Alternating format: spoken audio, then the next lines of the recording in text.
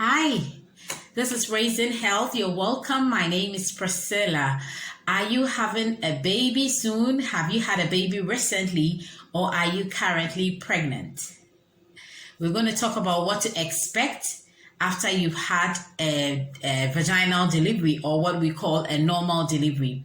One of the most interesting things and most painful and most worthwhile experiences a woman could ever have is pregnancy and childbirth. But what happens after you deliver is something that we rarely talk about. But there are so many things that a woman goes through after she delivers. So stay with me as we go through those things to better prepare you if you are yet to have a baby, and to also let you better understand yourself if you've already had a baby. Better prepare and understand yourself, what actually is going on, because most of the time you are like, what is happening to me? I don't want you going through that. Some of us have, and it wasn't pleasant. So stay with me as we discuss that. There are a number of things that you can go through after you've had your vaginal delivery, and one of the first things is vaginal soreness. You've had a baby, a whole human being has passed through your vagina. So definitely you're going to be sore. And especially for people who experienced tears or had an incision done, that is another thing altogether. The sore is on another level. So if you did not experience any tears or abrasions, you have the soreness for a few weeks and then it goes away, it goes down. But if you've had tears or if you've had incisions done, if there have been some sutures, then it can stay longer for some people. And then, our bodies heal differently. So if someone's own took 2 weeks or 3 weeks to heal, it doesn't mean that this person's own is also going to take that number of weeks. So everyone is different. So don't compare somebody's body and their healing process to your own. Yours might be different because a lot of things come to play. So vaginal soreness is something that you should expect to have after you've had a vaginal delivery. But there are some things that you can do to better help yourself manage it. So what you can do is sit on soft pillows. So instead of sitting on hard couches or hard floors or something, just pad the surface when you are sitting down. So put up a soft pillow or something when you sit so that it doesn't make it worse. And then you can also use some warm compresses or cold compresses. It depends on what you like. So warm or cold compresses can help. And also you can try to use warm water to just wash the area when you are bathing. Please don't use hot water. Hot water is something you do not want to use, especially after you have had sutures done. If you had tears and you had sutures, please don't use hot water. Don't go sitting on any hot boiling water. They will melt out the sutures and then you have a gaped wound. You do not want to go back to the midwives, or you do not want to go back to your doctor to go and tell him or her that you had a gaped wound. The second suturing is something that you don't want to go through. The first is painful. The second, I don't even want to think about it. So please avoid hot boiling water when you've had sutures after birth. So vaginal soreness, and these are some of the things you can do. Warm or cold compresses can be good for you. Warm water, just wash the area with warm water. You don't need so much. That can help. And then you can also take some painkillers. You can ask your doctor for some painkillers. They also help. So secondly, there is vaginal discharge. You will experience that you are discharging some fluid after you deliver. It comes off as it's reddish at first because of the blood that still is coming out. And then with time, it changes color. It becomes a bit brown and sometimes a bit yellow wish white. So these are normal, and the other is not strong. So if you feel like the discharge you are having, there's a strong odor or something, that it could be something you might be having an infection.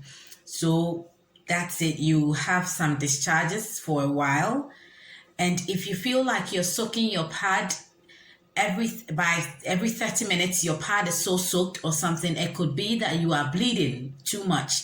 So you should also see your doctor, or let your doctor know. So that's another thing. You have vaginal discharge. It's very normal for a while, and then it will become a bit watery, and with time it will stop. So don't worry. Incontinence is another thing that you can experience after you've had your baby. And incontinence is your inability to control yourself when you want to pee. And this can be embarrassing, but it's one of the things that you can expect to go through after you've had your baby, especially after a vaginal delivery. And this happens because during pregnancy or your delivery, you can, like, your pelvic floor muscles stretch so much that sometimes you injure it, or it becomes very loose, so it can't contract as you want to pee, and then you constrict yourself till you get to the toilet or the bathroom before you pee. This one, when you want to pee, because it is a bit laxed or relaxed, it can just flow out, and that can be very, very embarrassing. So for a number of weeks, you might experience this, and that's why we encourage that you wear a pad. So aside from the fact that you might be having some bleeding or some discharges, the incontinence that you might experience is also one of the reasons why you should wear a sanitary pad, so that in case it happens, you do not just soil yourself. And you can help manage or control this by doing some Kegel exercises or pelvic floor exercises. So you sit there and sometimes you constrict yourself as if you want to pee, but you don't want to pee. And then you do this. So find out how pelvic floor exercises are done. And then you can use that to control it. Because sometimes if you don't know and then you keep it like that for a while, it can become a problem for you. And I know that some women have experienced this for a very long time, and they didn't even know that they could do something about it. So please, if this is something that you experience, we all go through it. But when you do the Kegel exercises and the pelvic floor exercises, it actually helps, and then it gets better. And with time, you feel normal again. Another thing that you can expect to experience is painful bowel movement. And actually this happens the first day or the first few days that you deliver. After the first few days that you deliver, it can be something you dread. When you deliver and the first time you're going to have a poop, it can be excruciating. You don't even want to think about it because you know it's going to be painful. And this is something you should expect. But the way that you can deal with it, some of us, because we dreaded it so much, we ate a lot of fruits. So I took in a lot of raw veggies, taking some oranges, anything at all that you think can help soften your stools. And don't eat too much carbohydrates. Anything that you think, avoid your breads. I mean, those of us who eat bread a lot, this is not the time to be eating bread because you do not want anything to harden your stool. So taking soups and stuff, taking a lot of water, it will help to soften your stool so that when you have to move your bowel, you don't go through that much pain and it becomes a bit smooth. But if you feel like it is still too difficult, maybe you should talk to your doctor. He can prescribe some laxatives for you so it can help make your stool very soft and it will ease you of that pain. So painful bowel movement is something you should expect. tender breasts. So you sometimes feel your breast become very tender or engorged. That means it becomes a bit swollen and painful. So that can happen in either of the breast or both of them, and it's normal. It's something that you can expect after you deliver. And I encourage that you breastfeed both. You use both of the breasts to breastfeed. Don't just do it on one side and leave the other. So when you breastfeed your child on one, there you alternate. So you do this one and then you do that. But if it's too much, you can express the milk for your baby. And then it also helps to relieve the breast of the engorgement and then the pain. And sometimes to the nipple pain when you start breastfeeding. Oh my God, that pain, it's almost like you are having to deliver one more time. It's so painful. And sometimes using warm cloth on the nipple can relieve it a bit. And you can also take painkillers. You can ask your doctors to prescribe some painkillers for you. Really, that thing is so painful. I can't even lie. But we manage it. So take some painkillers. If it's too much, use some warm compresses, alternate the breast, and then express it. And also make sure that your baby is latched on well.